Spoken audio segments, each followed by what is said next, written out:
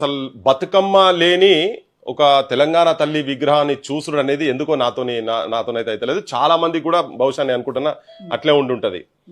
పోషమ్మ మైసమ్మ గ్రామ పోలేరమ్మ వానొస్తే గంగమ్మ వనములో సారమ్మ సిబ్బి పూల నడుమ గౌరమ్మరా సిబ్బి పూల నడుమ గౌరమ్మరా ఆడబిడ్డల జాడ బతుకమ్మరా.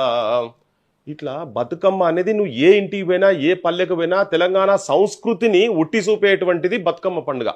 ఇంటిల్లి పాదు ప్రతి ఒక్కరు బయటికి వచ్చేయి. సో తెలంగాణ మూమెంట్ లో ఏ మీటింగ్ పోయినా ఏ గ్రామాలకు వెళ్ళి మొదలు పెడితే పట్టణ స్థాయి వరకు వచ్చినప్పుడు హైదరాబాద్ స్థాయికి వచ్చినా కూడా ఏ నాయకుడు పోయినా ఎవరు వచ్చినా బతుకమ్మ బోనం ఈ రెండు అనేది తెలంగాణ కల్చర్ ను ఒట్టి చూపేటువంటిది. సో అటువంటి బతుకమ్మ ఆల్రెడీ ఉన్నది, జనం లోపల అది రిజిస్టర్ అయింది. ఏదో సరే అన్నిట్లలో మేము ఒప్పుకుంటాం అలా పక్కకు పెడితే ఇది మాత్రం రిజిస్టర్ అయిపోయినది. దాన్ని ఉన్న పరంగా వచ్చి ఈ బతుకమ్మ ఎందుకు తీసేసిరు వీళ్ళు అనేది నాకైతే అర్థమైతలేదు. మావోడు ఆంధ్రోళ్ళ పార్టీలు ఉండే కదా, రేవంత్ రెడ్డి చంద్రబాబు వెంబడి ఉండే కాబట్టి ఆయన సంక్రాంతి పండుగనే గొప్ప అనుకుంటూనే ఊరికే గడికోసారి ఆడి పోయేది కదా.